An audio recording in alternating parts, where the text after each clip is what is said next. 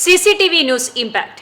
താഴിട്ട് പൂട്ടിയിരുന്ന കമലാ സുരയ്യ സ്മാരക സമുച്ചയത്തിലെ മുകളിലെ വരാന്തകൾ സന്ദർശകർക്കായി തുറന്നിട്ടു.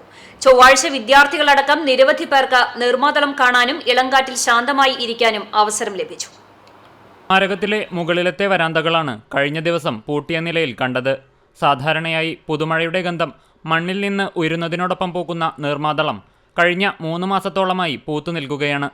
ഇവിടെയെത്തുന്ന സന്ദർശകർക്ക് പൂക്കൾ കണ്ട് ആസ്വദിക്കാനും ശാന്തമായി ഇരിക്കുവാനും അവസരം ഒരുക്കുന്നതിനു വേണ്ടിയാണ് മരത്തിന് അഭിമുഖമായി വരാന്തകൾ ഉണ്ടാക്കിയിട്ടുള്ളത്.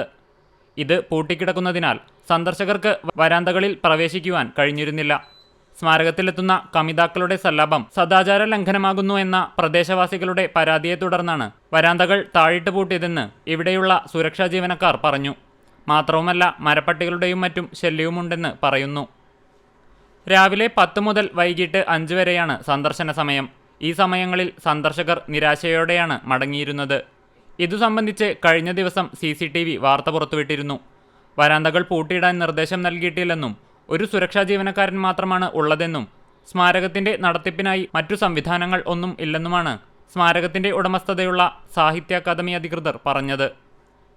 എന്നാൽ ചൊവ്വാഴ്ച സ്മാരകത്തിൽ സന്ദർശനത്തിനായി എത്തിയ അൻസാർ കോളേജ് 1ാം വർഷ ബിരുദ വിദ്യാർത്ഥിനികൾക്കും അധ്യാപകർക്കും വരാന്തയിൽ പ്രവേശിക്കുവാനും ഇരിക്കാനുമുള്ള അവസരം നൽകിയിരുന്നു. സ്മാരക സമുച്ചയത്തിൽ സാഹിത്യത്തെയും കലയെയും പ്രോത്സാഹിപ്പിക്കുന്ന വിധത്തിൽ കൂടുതൽ സൗകര്യമൊരുക്കണമെന്ന് അധ്യാപകരായ ഗ്രീഷ്മ രവീന്ദ്രൻ, സജിത, സൈക്കോളജി വിദ്യാർത്ഥി നൂഹ തുടങ്ങിയവർ CCTVയോട് പറഞ്ഞു. അതേസമയം വായനശാല ഉൾപ്പെടെ സ്മാരകത്തിന്റെ പ്രവർത്തനം കൂടുതൽ ജനകീയമാക്കാൻ മാസങ്ങൾക്ക് മുമ്പ് അക്കാദമി അധികൃതരും ജനപ്രതിനിധികളും ചർച്ച നടത്തിയിരുന്നു. പക്ഷേ പിന്നീട് ഇത് സംബന്ധിച്ച് തുടർ നടപടികൾ ഒന്നും ഉണ്ടായില്ല. CCTV news, Punnayurkulam.